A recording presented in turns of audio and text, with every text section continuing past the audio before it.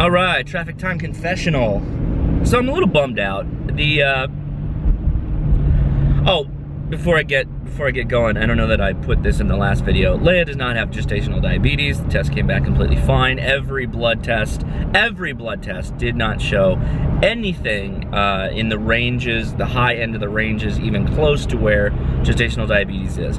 Why does she continuously fail the first test, the 1 hour test, and always just A+ on all the 3 hour tests? I don't know.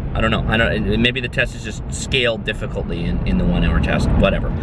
Anyway, that's that. So that's good, happy about that, very happy. But what I'm unhappy about is it's Thanksgiving coming up, and we're hosting Thanksgiving, which is great. I love Thanksgiving, love hosting Thanksgiving, love having the family over, love doing all that whole thing. But the only downside is that I will not be smoking the turkey this year. So that is the bummer. Usually whenever Thanksgiving is at our house, I get a big old 21-pound turkey and smoke that sucker. And it always comes out pretty good, and it's a fun time for me because I get to just chill in the backyard and drink beer. That's basically what I do. So now I have to actually help in the house, which, I like being cold. I like being outside. So now I'm gonna be in the hot oven kitchen area. So, when they say, if you can't handle the heat, get out of the kitchen, I get out of the kitchen and I go in the backyard and hang out in the cold, drink beers and run my smoker. That's what I do. I'm fine doing that. Anyway, so yeah, if you want some barbecue turkey tips, leave a comment below. Check out this undercover Corvette right there. Hidden, I can barely see it. That's awesome. I love that Corvette. Look at that color. Usually it's the other way. It's like red with white. That's awesome. Awesome. Undercover Corvette in a ghetto spot. What the hell? End of the day here, heading home. Want to give a shout out to my, I don't know, arch nemesis, Leland Yee. Leland Yee and Shrimp Boy are coming up on their charges for the trial that's about to begin on their weapons running escapades. Those bunch of assholes. They are the poster children for why we should fear government. They're the poster children for why we should always ask ourselves, do we actually need this much government? Do we actually need the government to provide this many things? Do we actually need this many people involved in our day-to-day lives? And yes, they are involved in our day-to-day lives. Senator Leland, ex-Senator Leland Yee, was actively participating in and politicking for greater and more enhanced gun laws in California. He is the reason why we have the assault weapons ban in California to this date. One of the reasons. A big contributing factor. And in his free time, he was trying to set up a gun-running network. He is trash. He is human trash. I have posted video after video on this guy talking about what he thinks law-wise, and then talking about and unraveling his court cases. He's the worst. He's the worst person. He is one of the worst people, I think, walk this earth. And I know that there's other people like him, and that some of them are in government, and they are disgusting. Disgusting people. And we need to find them and get them out of there. Oh man, this guy just dumped this fabric onto the road. I don't want to run into this. God damn it. Aha! My car spit it out. Haha. Take that, fabric.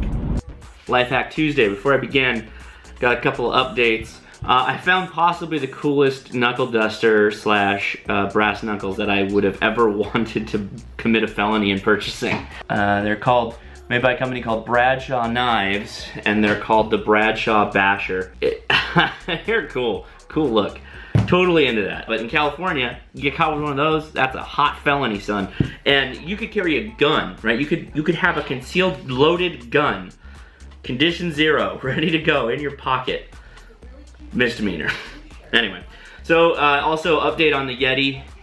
Super cool. This little screw-off lid here.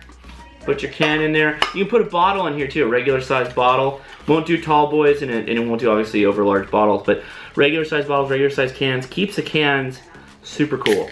Great. I've got a Easy Jack IPA.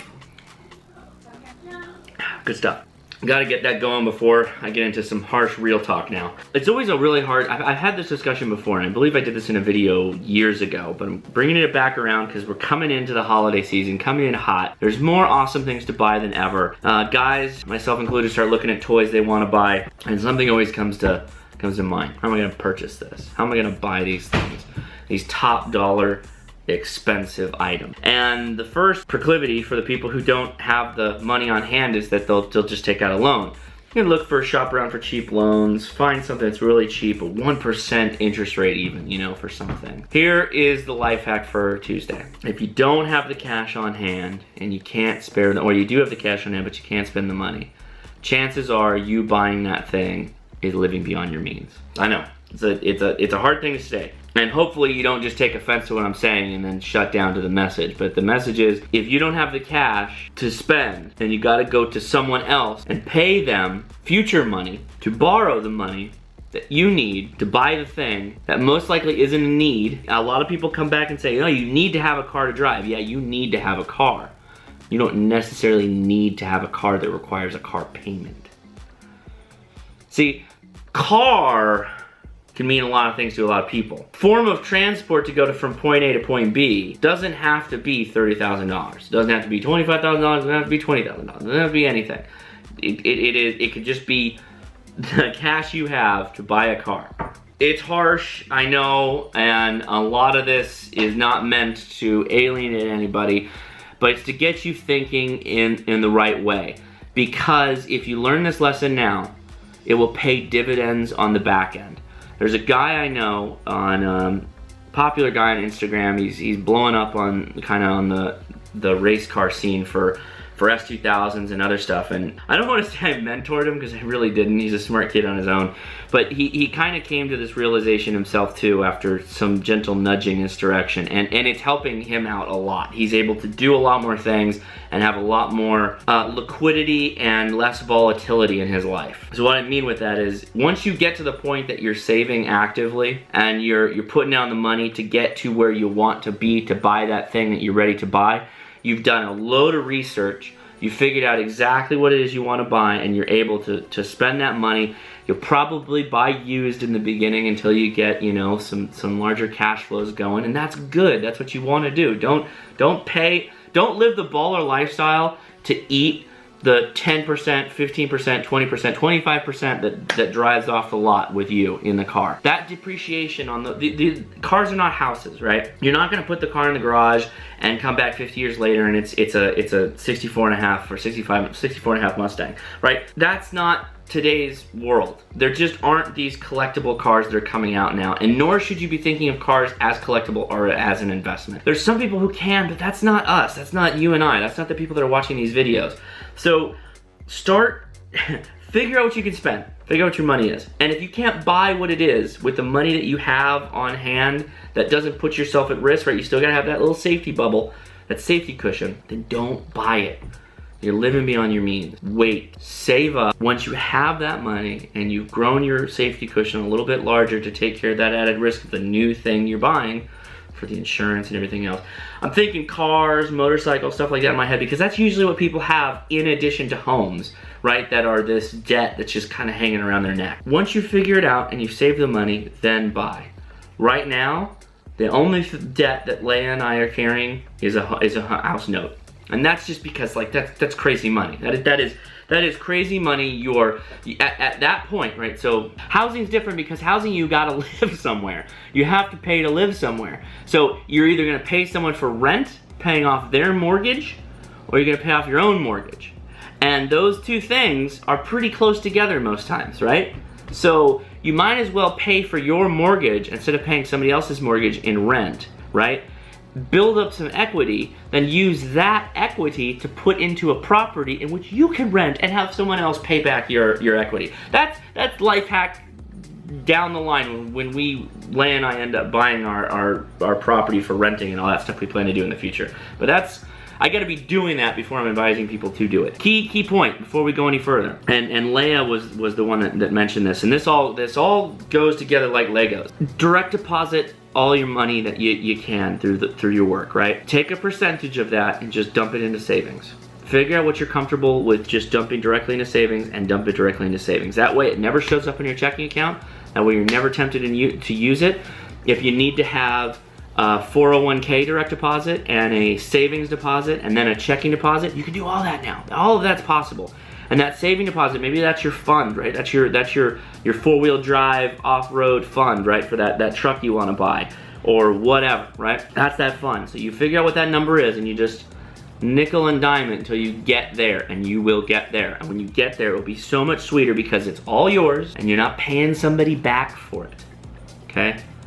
Huge. Once you get in that, once you get off of the debtor game and onto the self-funding game, your life will change. I guarantee it. And that means credit cards too, guys. All of that. If you're throwing down credit and you're carrying the balance and you're not paying it off, you're getting hit with that interest rate every month. You can use a credit card.